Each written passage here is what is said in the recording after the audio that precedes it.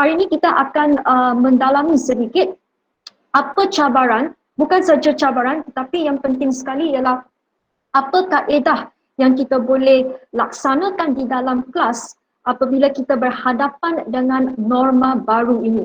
So seperti yang kita sedia maklum, dalam norma baru ini, pelajar-pelajar akan duduk dalam keadaan ataupun dalam setting penjarakan sosial, dan di sini akan memberi limitasi ataupun kekangan kepada guru untuk melaksanakan PAK 21. Selain daripada itu, untuk guru-guru yang berhadapan dengan pelajar peperiksaan seperti SPM, mungkin persoalan-persoalan yang melanda minda ialah bagaimana saya nak habiskan silibus, macam mana saya nak kembalikan ataupun dapat kembalikan murid-murid pelajar tingkatan 5 saya ini untuk kembali ke sekolah. So di sini kita akan dalam masa bulan Julai sampailah ke bulan 8 dan 9. Esok kita ada satu sesi lagi yang dikendalikan oleh pihak PPD, bagaimana kita nak memberi keutamaan ataupun how do you actually through your syllabus, how do you prioritize, kita memberi keutamaan supaya pelajar dapat belajar dengan efektif untuk dalam penyediaan peperiksaan. Dan untuk pelajar yang tidak menghadapi peperiksaan seperti tingkatan 1, tingkatan 2, dan apa kaedah yang kita boleh laksanakan untuk mereka at least participate dalam pembelajaran dalam keadaan norma baru ini. So untuk hari ini, sesi akan mengambil masa 1 jam dan kita akan mendalami 3 aspek, iaitu yang pertama sekali, kita akan membuat sedikit refleksi tentang perjalanan mengajar secara talian di sepanjang tempoh PKP. Yang kedua, kita akan lihat apa 5 idea yang kita boleh terapkan di dalam kelas ataupun di dalam sekolah dalam menghadapi pembelajaran di dalam norma baru ini. Dan yang ketiga, kita daripada 5 aspek itu kita akan mendalami serba sedikit satu aspek, iaitu bekerjasama dengan ibu bapa. Seperti yang kita sedia maklum, hampir 4 juta pelajar di negara kita dia terkesan dengan pandemik ini, dan mungkin ini membawa serba sedikit kesan ke atas emosi dan juga kesan keperluan fizikal mereka. So bagaimana kita boleh bekerjasama secara efektif dan mudah dengan ibu bapa. Dan kemudian yang terakhir sekali, just about 10 minutes, kita akan lihat apa langkah-langkah seterusnya yang kita boleh laksanakan selepas sesi ini. Alright, so untuk hari ini kita objektif pembelajaran, alright, ialah yang pertama ialah teacher leaders, guru-guru teacher leader, pemangkin pengubah di Timur Laut ini dapat menjelaskan apa 5 idea untuk mengajar dalam norma baru ini. Dan di akhir sesi ini diharapkan teacher leaders can learn 3 things ataupun do 3 things. One is mempunyai refleksi bagaimana perjalanan mereka di sepanjang MCO, 5 idea yang kita boleh terapkan dalam pembelajaran norma baru, dan juga langkah-langkah untuk membentuk hubungan kolaboratif dengan ibu bapa. Alright, so that is the 3 criteria sukses yang diharapkan kita dapat capai menerusi sesi ini. Alright, so untuk sebelum kita mula, how many teachers? I know teachers juga adalah parent. How many of you feel this way?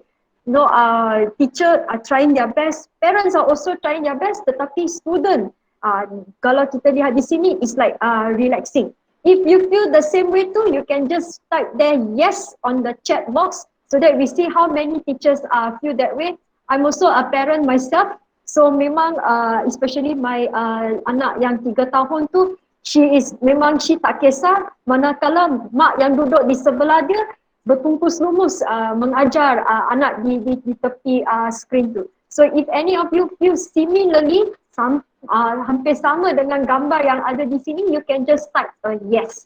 Okay, so untuk kita start sesi yang pertama, we will do a very short reflection untuk lihat apa pengalaman cikgu dengan pengalaman cikgu dalam pembelajaran jarak jauh, or what we call in English remote teaching. And to do this, we will have a very simple quiz. We will use Kahoot. Yang pertama ialah apa langkah pertama. This is just a refleksi. apa langkah pertama dalam memastikan pembelajaran jarak jauh berlaku dengan efektif? Right, so the answer is yang pertama ialah menghubungi ibu bapa dan pelajar.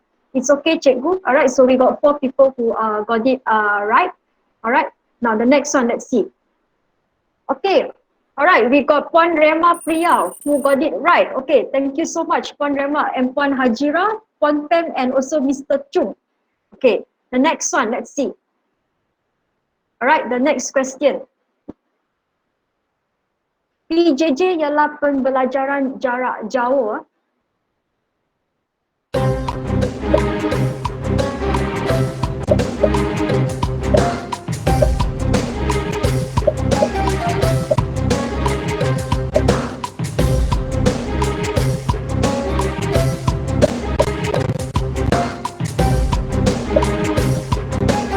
Alright, okay, thank you teachers. So dalam pembelajaran jarak jauh, pelajar saya diberi peluang untuk menjawab ataupun bertanyakan soalan. Alright, this is just a refleksi sahaja. Alright, so this is majority of the teachers are saying that yes, my students are given the opportunity untuk menjawab ataupun bertanyakan soalan. Alright, let's move on to the next one. Okay, dalam PJJ ataupun pembelajaran jarak jauh, pelajar saya diberi melaksanakan tugasan dengan rakan melalui WhatsApp, Telegram ataupun SMS.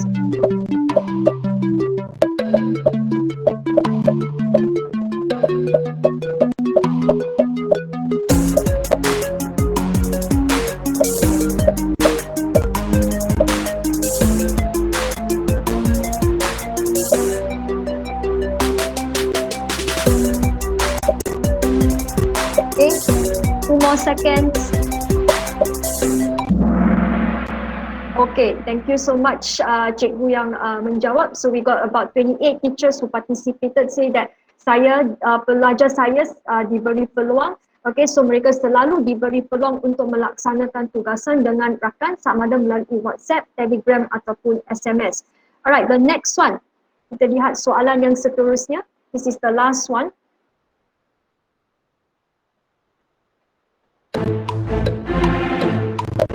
Pelajar memberi cadangan tentang PJJ saya melalui kaji selidik dalam chat, WhatsApp, Telegram ataupun SMS.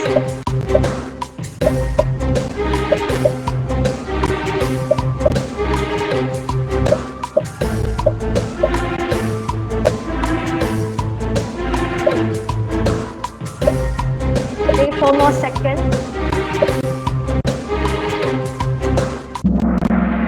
Okay, thank you very much. So di sini kita lihat kebanyakan cikgu kadang-kadang selalu juga yang memberi di mana mereka memberi peluang kepada pelajar untuk memberi cadangan, and also at the same time kita lihat ada juga guru-guru yang melaksanakan kadang-kadang ataupun tidak pernah.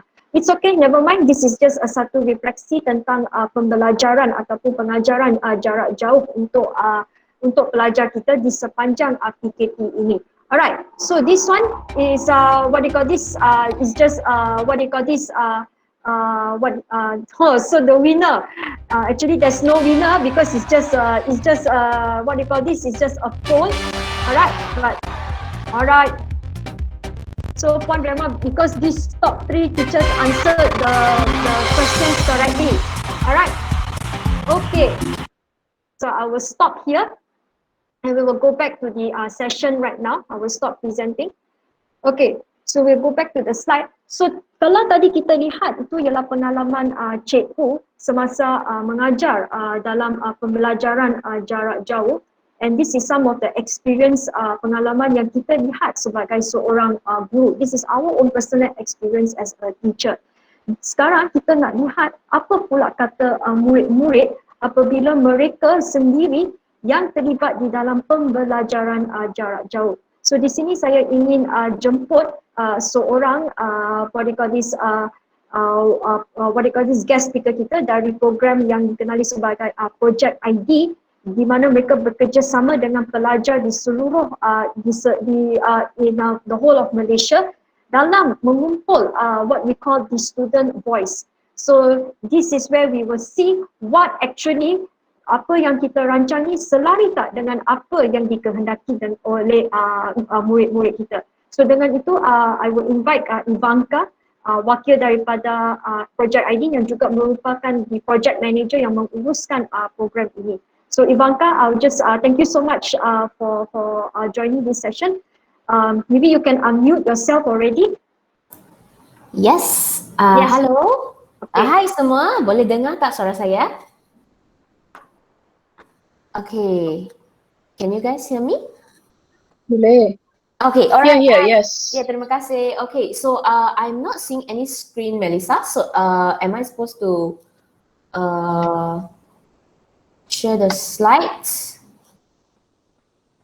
Ivanka, we are switching the slides, so you will see it in a minute. Okay, alright, sure, no problem. Yeah, Yes. Thank you so much.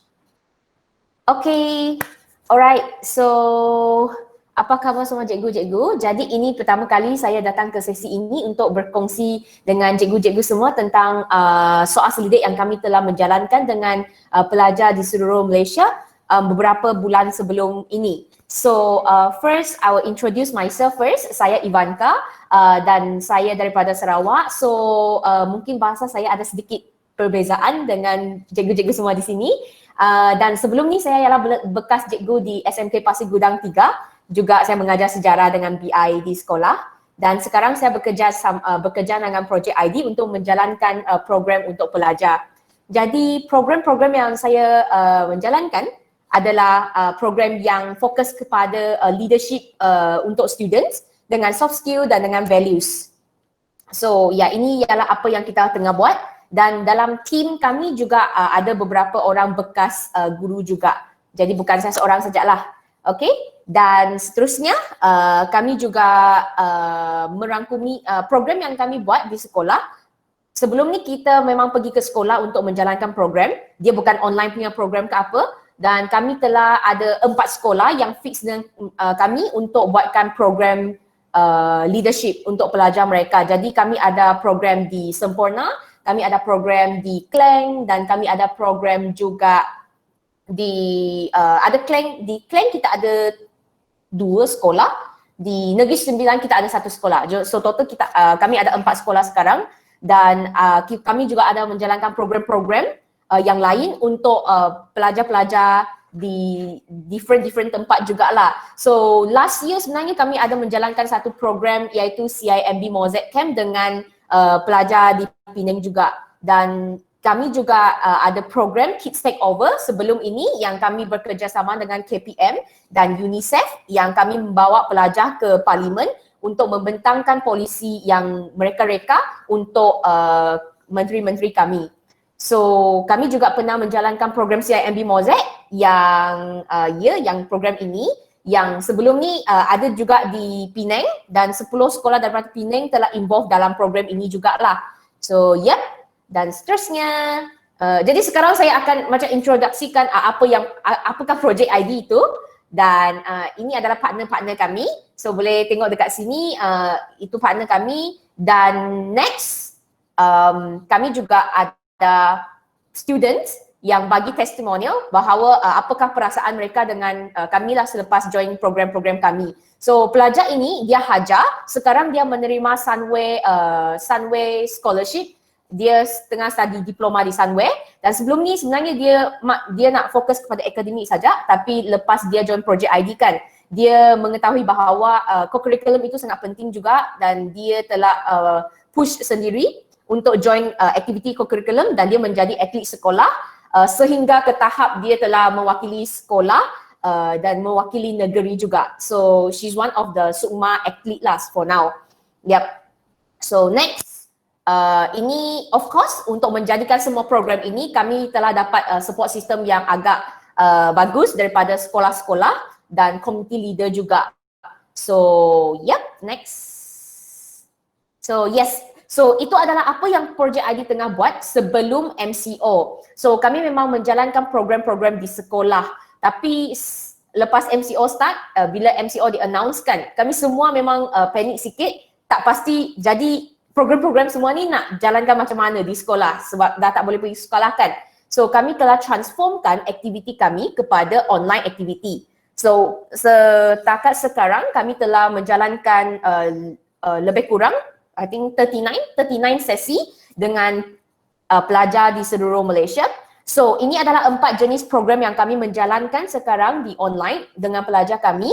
So first is online career sharing dengan CEO series, dan 2 program ini kami telah invite profesional daripada bidang yang lain untuk berkongsi dengan pelajar pengalaman mereka dan berbagi aspirasi kejayaan kepada pelajar. Dan kami juga ada workshop yang kami fokus kepada topik-topik yang berbeza dengan pelajar. Dan Sembang Lepak adalah sesi yang baru yang kami bagi pelajar datang ke sesi kami untuk berkongsi pandangan mereka terhadap sesuatu topik. So ini adalah program-program yang kami menjalankan. So next, okay, yes. So setakat sekarang ini adalah impact yang kami telah buat dalam beberapa bulan ini sepanjang MCO ini. So total 39 sesi yang kami telah jalankan dan merangkumi 14 region, rasanya except Perlis dengan Labuan yang tak ada pelajar lagi yang pernah join program kami. Tapi Perlis ada yang sign up, tapi sebab the internet connection problem, so mereka tak jadi nak join lah and ended up. So yes, so overall ini adalah impact yang kami telah dapat sepanjang beberapa bulan ini. And yes, so bila kami menjalankan program-program ini kan, so initially bila kami first jalankan program ini, kami pun kelang kabut sikit sebab tak pasti nak buat macam mana kan, tiba-tiba announce MCO tak boleh pergi sekolah. Jadi program-program ni semua nak buat macam mana. So kami transform ke online. First kami juga cuba semua tu dan pelajar tak boleh pergi sekolah. Cikgu-cikgu tak boleh pergi sekolah mengajar juga dan cikgu-cikgu semua cuba sedaya upaya untuk membantu pelajar dalam pembelajaran mereka juga kan. So kami rasa macam okay. Jadi sebenarnya pelajar dalam situasi ini, apakah perasaan mereka dan apakah yang mereka perlukan. So kami ingin mengetahui tanpa kami fikir saja, we think that student need this, we think that student need that. So instead of thinking this way, right, so kami telah design satu soal selidik untuk mendapatkan pandangan-pandangan pelajar daripada seluruh Malaysia. So overall kami telah keluarkan 3 artikel tentang soal selidik ini, dan soal selidik ini kami telah merangkumi pelajar rasanya 700 pelajar daripada seluruh Malaysia, over 700 pelajar dari seluruh Malaysia. Dan this is the age range yang kami ada dapat. So boleh tengok kami cubakan untuk overall dapatkan pelajar yang bukan daripada satu grup tapi daripada berbeza upper form, lower form, semua kami pun cuba dapatkan pelajar. So 82 students for 13 years old, sebab kami telah dapat feedback memang pelajar yang 13 years old form 1 biasanya tak ada handphone lah. So susah nak dapat maklumat mereka juga, tapi this is the minimum number of requirement lah to make this survey to have confidence level. So yes, this is the survey that we did. So dalam survey ini kami telah mengetahui bahawa cabaran pelajar cabaran pelajar dalam online learning, tapi walaupun kami semua cakap okay, online learning tu macam susah untuk pelajar, apa semua tu, pelajar tak suka, tapi according to survey ni sebenarnya overall pelajar rasa agak positif okay, terhadap online learning experience mereka. So ini adalah contoh yang kami dapat, quote yang kami dapat daripada pelajar.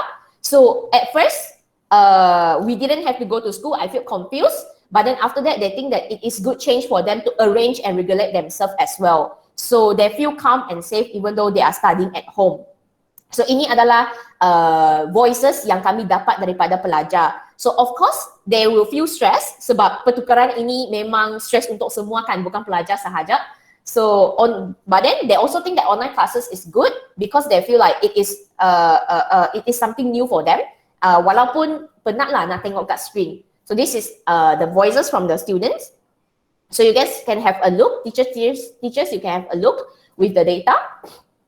So yes, and then next thing, right, so walaupun overall they feel like actually positive about it, but right, so we talk about the challenges, right, dalam cabaran yang pelajar menghadapi dalam online learning ada top 3. So top 3 is, first one is poor internet connection. So ini memang semua dah tahu, according to all of the data yang KPM present semua tu, poor internet connection and devices is one of the reason why they are facing challenges in online learning, right? Tapi selain daripada itu, ada dua lagi iaitu unclear and inconsistent learning structure. Struktur pembelajaran yang kurang jelas dan tidak berurutan, dan juga lack of engaging interaction, iaitu interaksi yang tidak mencukupi kepada pelajar. So, pelajar telah statekan bahawa ini adalah top 3 cabaran mereka dalam online learning mereka. So, dengan ini, right, apa yang sebenarnya pelajar perlu bantuan dalam?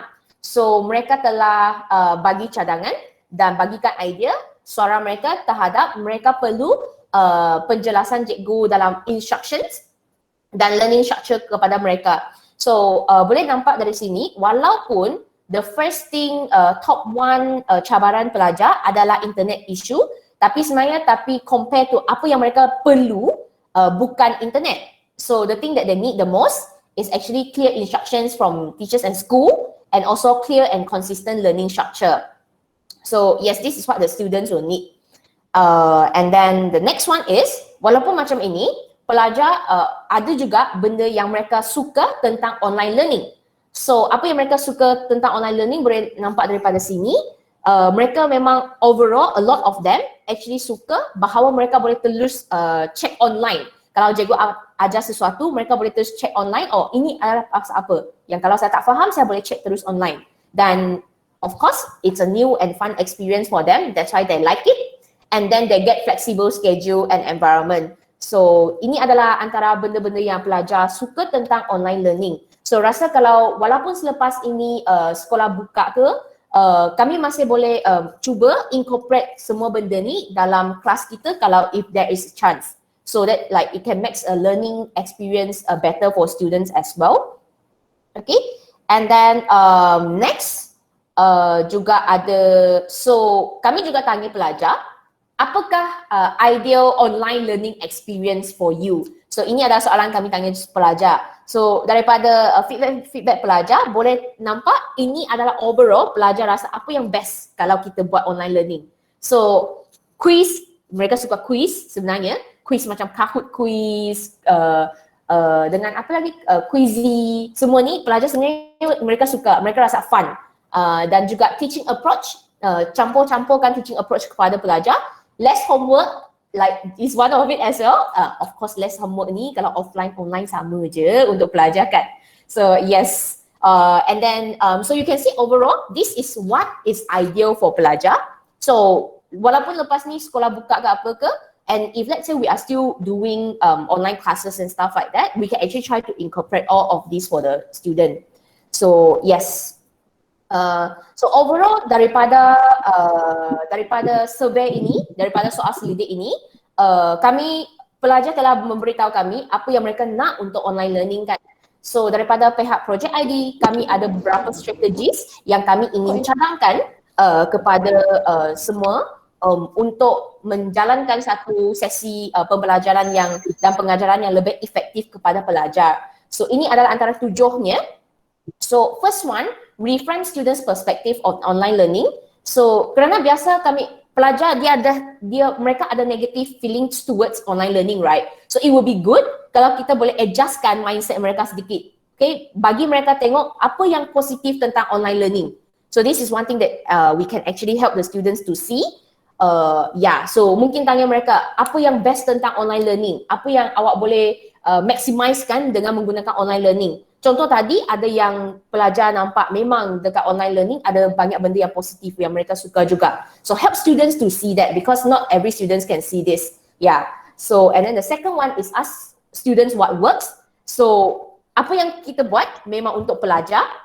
Kita ingin pelajar mendapatkan sesi pembelajaran yang sangat bagus kan. So if you're not sure what works, actually ask the students. So daripada sesi-sesi yang kami menjalankan dan design sepanjang beberapa bulan ini, memang kami tanya pelajar pasal idea-idea mereka, pasal pandangan mereka tentang topik-topik yang kami nak menjalankan dalam workshop kami.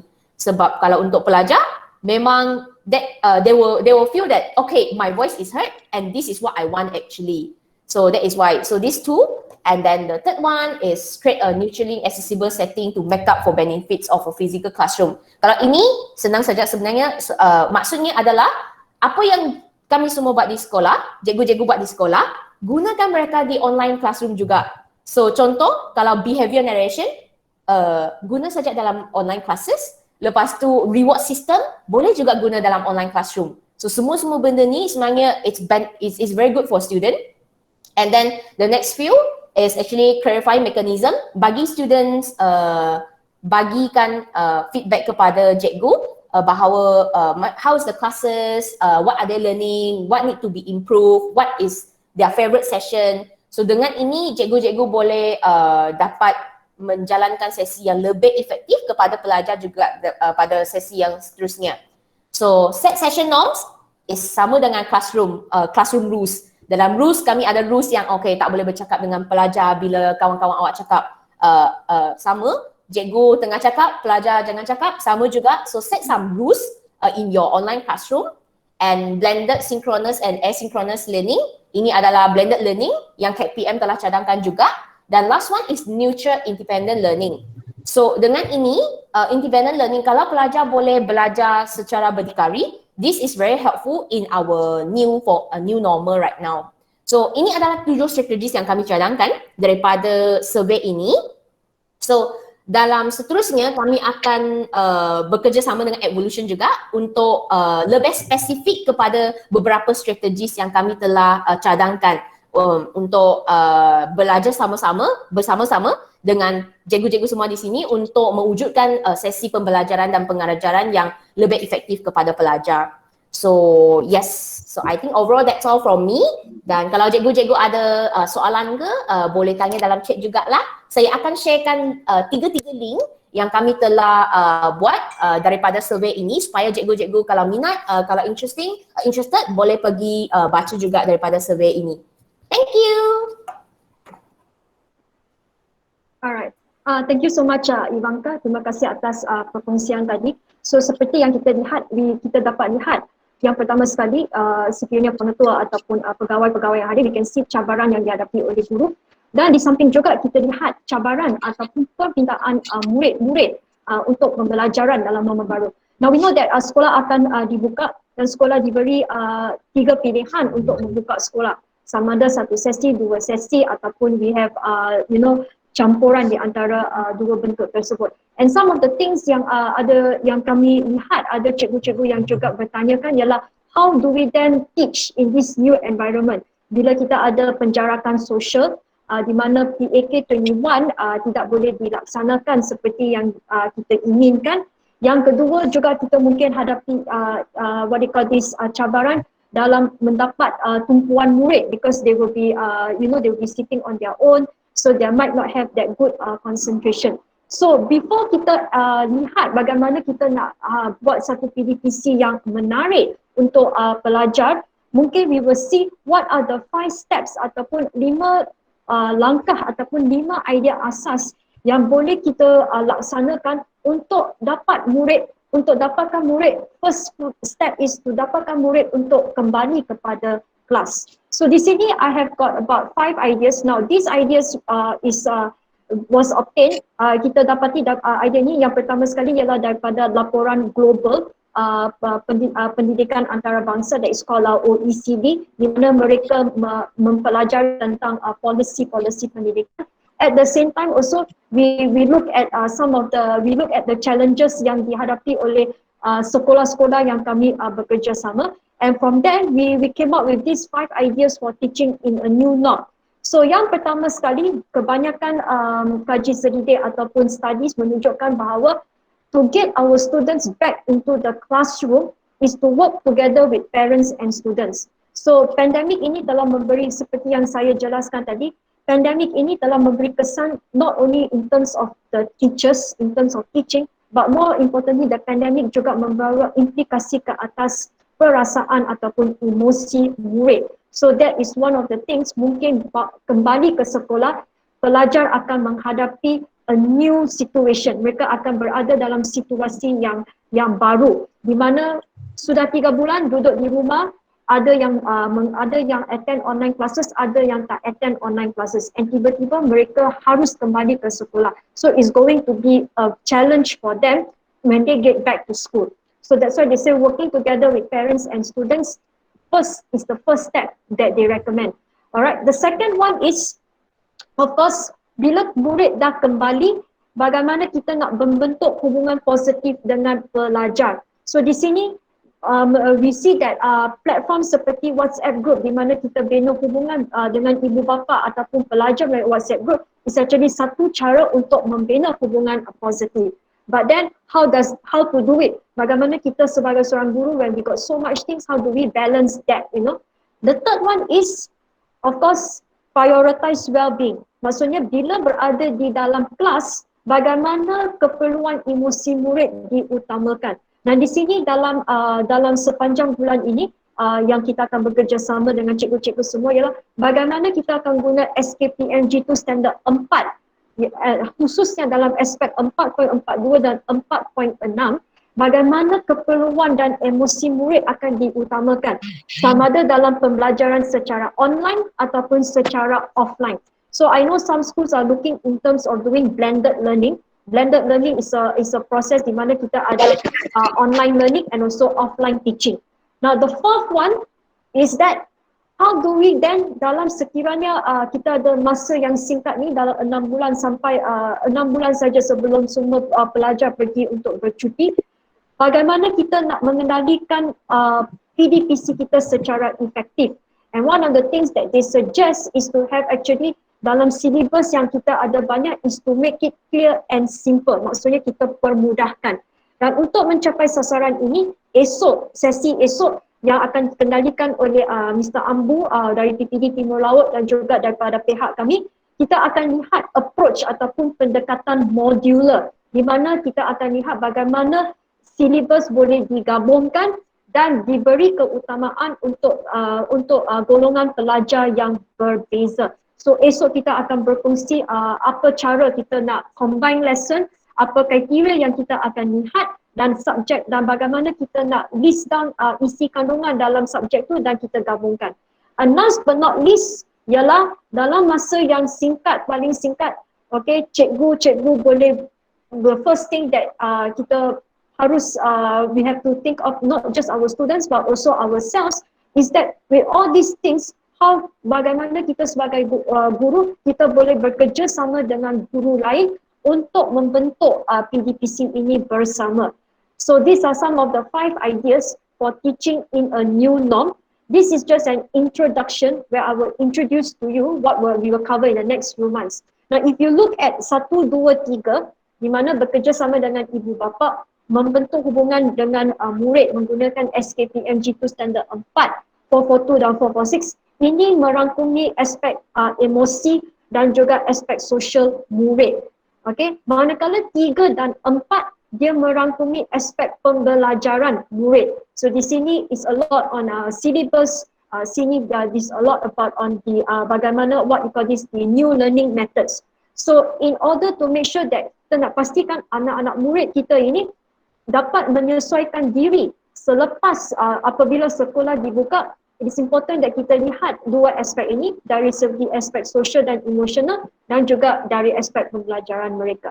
Untuk hari ini, I will just share very briefly on what is one thing, there is only one aspect from social daripada aspek emosi ialah bagaimana kita boleh bekerjasama dengan ibu bapa dan guru melalui platform WhatsApp ataupun melalui platform Telegram.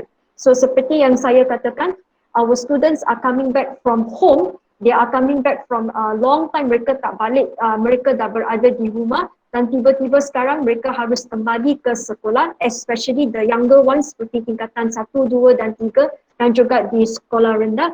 It will be a challenge, satu cabaran untuk mereka nak sesuaikan diri dengan penjarakan sosial, dengan pelaksanaan SOP. So bagaimana kita nak pastikan bahawa murid ini dapat transisikan diri ke sekolah dengan mudah. Alright. So this is a 3 months plan. Okay. Di sini kita ada satu perancangan di mana pihak di mana cikgu-cikgu boleh consider untuk membentuk hubungan ini. So this is something yang kami juga lihat, okay, dengan hasil perbincangan dengan sekolah, hasil perbincangan dan juga hasil kaji selidik daripada apa yang sekolah-sekolah lain sedang laksanakan. So this is a 3-month plan, satu plan 3 bulan yang cikgu boleh laksanakan. Yang pertama sekali ialah mengenal pasti murid dan juga ibu bapa. Dan dalam dalam kolom pertama itu nombor 1 is what they call select a high need student. Now what it means by high need student? So high need students ialah yang pertama sekiranya cikgu mengajar tingkatan 5, okay, ialah contohnya ialah pelajar galus. Okay, so pelajar tingkatan 5 yang what they call this, yang dikenal pasti sebagai galus, that is mereka on the borderline of passing and failing. Alright. Or if you're not teaching an examination class like a form 5, is a student who has never attended any of your online class.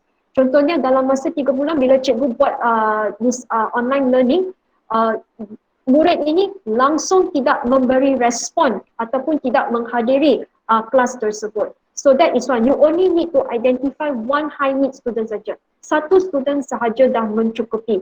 Alright, because it says that if one student if you can handle one student, hopefully yang student ini dia akan memberi pengaruh kepada student-student lain.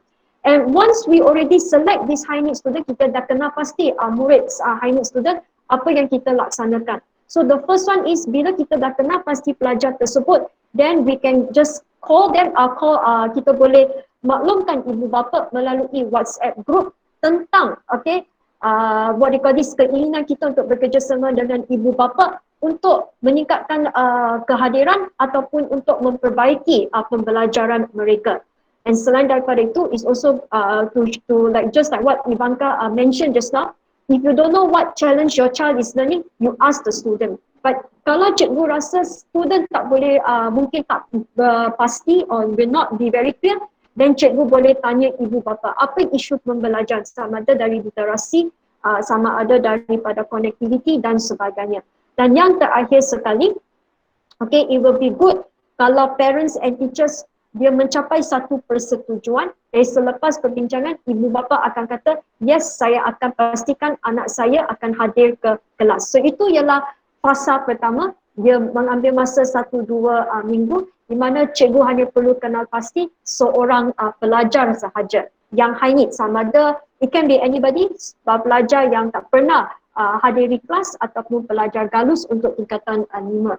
Kemudian fasa kedua ialah di mana kita bekerja rapat dengan ibu bapa, and di samping kita guru mempelajari benda-benda baru. So yang pertama sekali in working with parents and students is that kita selepas kita dah kenal pasti pelajar tersebut, cikgu-cikgu boleh mengisi what we call a simple survey using SKPMG2 Aspect 4.6 yang saya akan jelaskan selepas ini.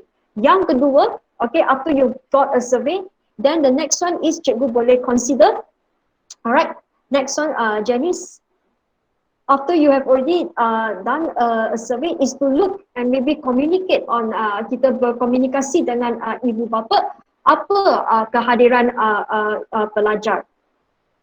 Yeah, okay, sorry. So selepas kita dah ada survey, then the next one is to actually melaksanakan satu ujian using past year paper untuk mendapat TOV murid tersebut. Dan last but not least, akhir sekali ialah kita gunakan WhatsApp untuk maklumkan ibu bapa tentang pencapaian murid dari segi kehadiran mereka. And at the same time, for teachers who are doing this, you will also then attend sessions such as all these webinars ataupun LDP online untuk memperkasakan pengetahuan dan juga kemahiran cikgu-cikgu. So here, this is where the process kita, what they call this, mengambil masa lebih kurang 8 minggu or at least 2 months for us to work together, for the teachers to work together with the parents, right? And then after that, we go down to the last part, which is number 3, ukuran kejayaan ataupun bagaimana, okay, adakah pelajar saya telah pun improve ataupun pelajar saya ada tak menunjukkan any perubahan. So yang pertama sekali, okay, bila kita dah ada, if you see in dalam 8 minggu tersebut work with parents, first kita ada simple survey, kita ada ujian. So the same thing you will also do, di mana cikgu akan laksanakan ujian yang sama untuk melihat sama ada tak perubahan dalam peningkatan murid.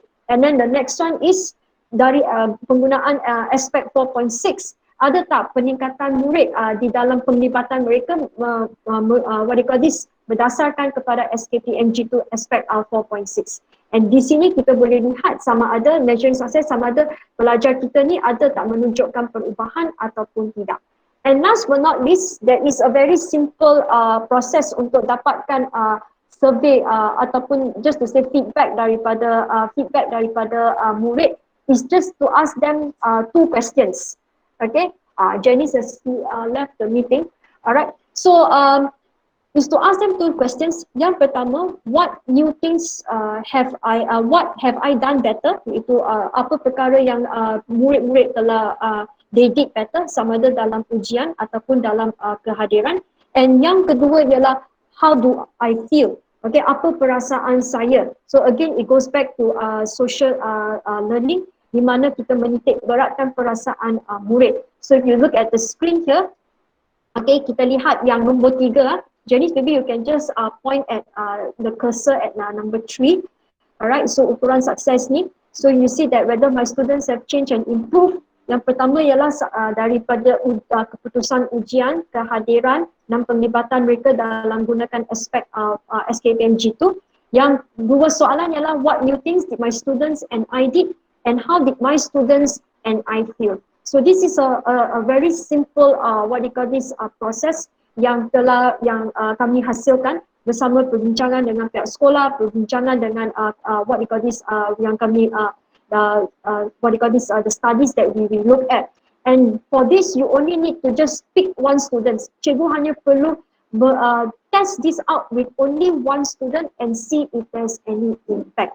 So right now, I will share with you bagaimana kita nak gunakan SKPMG2 aspek 4.6 dalam pembelajaran talian dan pembelajaran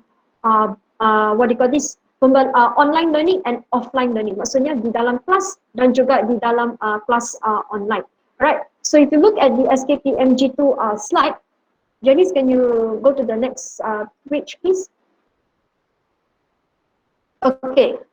It's a little bit small, but here we will share. So this is SKPMG2 Standard 4 aspek point 6 yang mengukur pembelajaran murid sebagai pembelajar aktif. So S4.6 ni dia menekankan murid sebagai pembelajar aktif.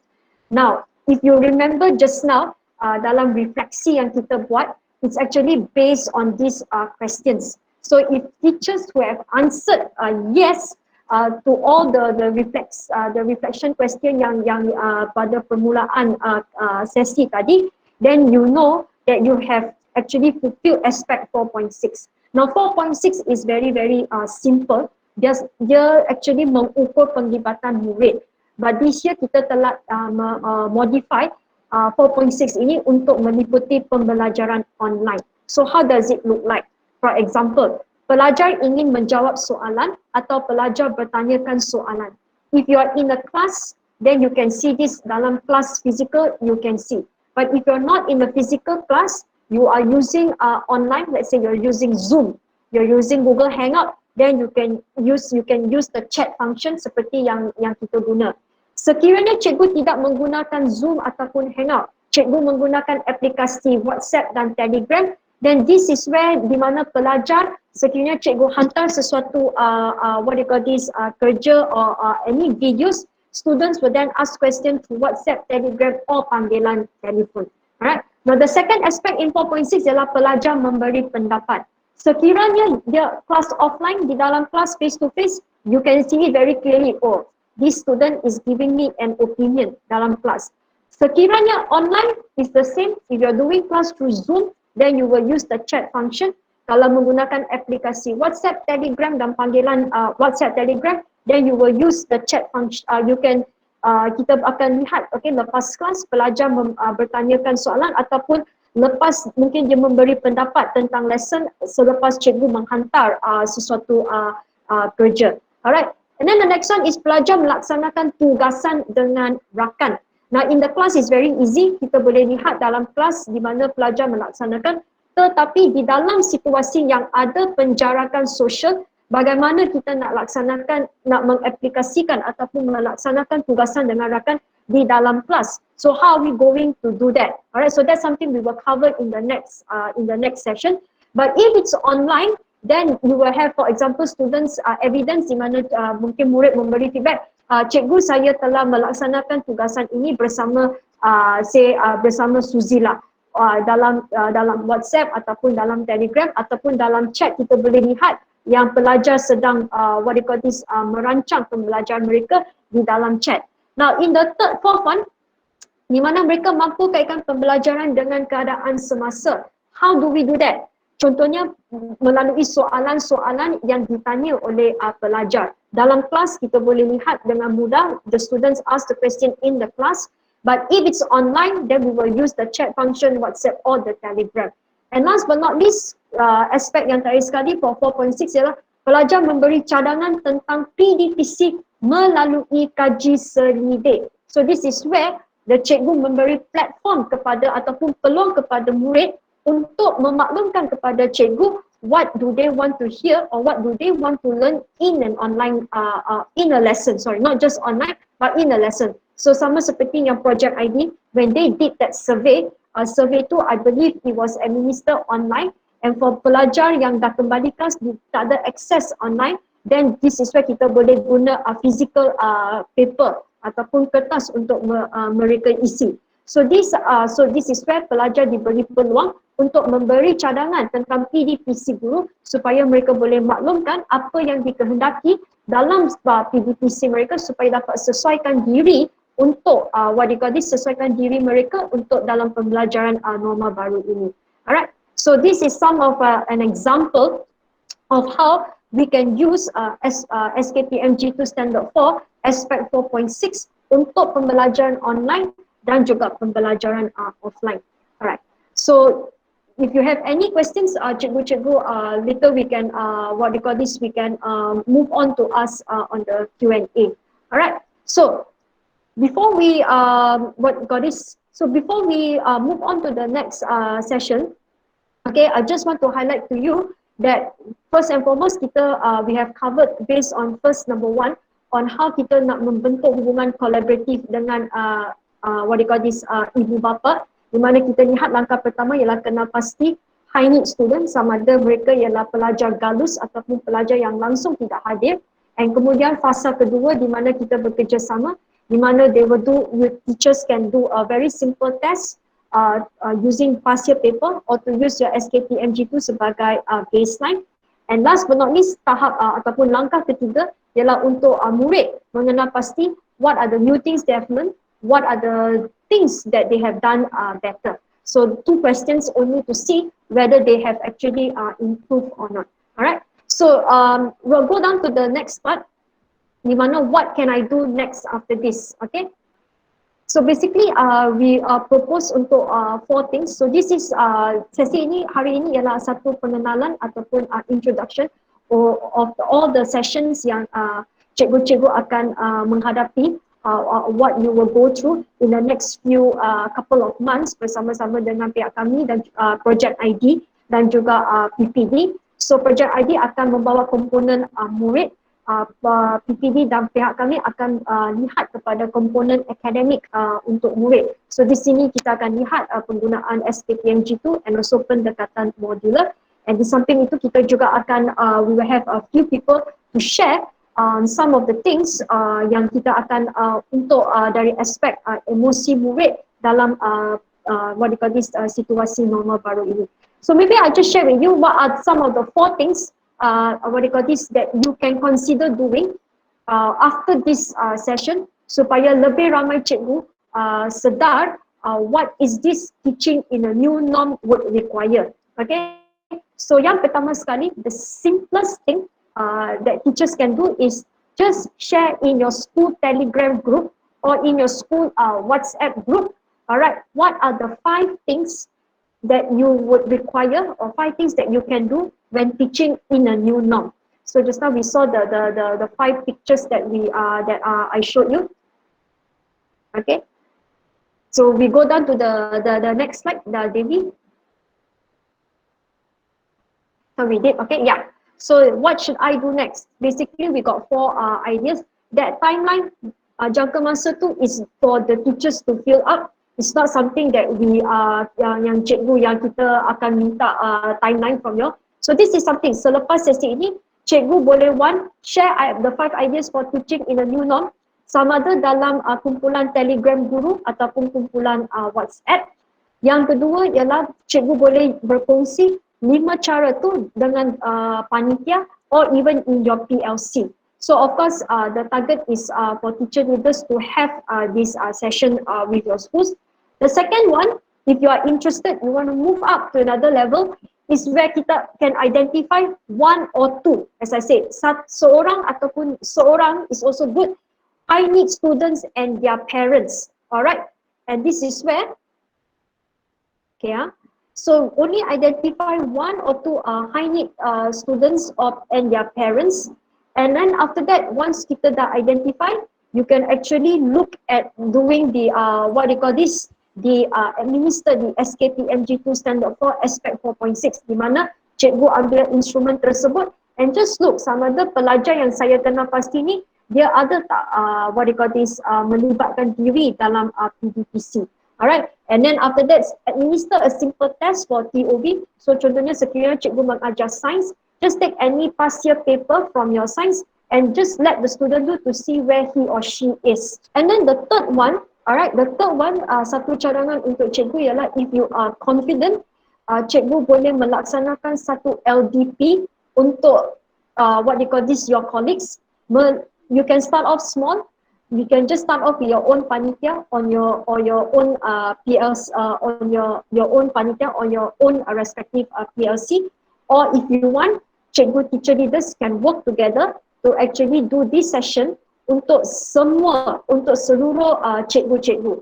And the fourth one, if you want to do that and cikgu perlukan sokongan, perlukan bantuan daripada pihak kami bagaimana untuk melaksanakan sesi ini, ialah one, there is the WhatsApp group yang kami what they call this, created in the Telegram for the teachers. So this is where you can use that platform to contact TPD Timur Laut in Telegram and request for a face-to-face, not face-to-face, sorry, request for a virtual meeting di mana kita boleh have PLC secara virtual bersama-sama dengan teacher leaders melalui pautan Zoom ataupun Google Hangout. So these are some of the 4 things that you can consider when you go back to schools for your teachers. Alright, so I will open this session now. We will have about 5 minutes or maybe if there's any questions from the teachers to see apa-apa soalan yang kita boleh address untuk sesi ini.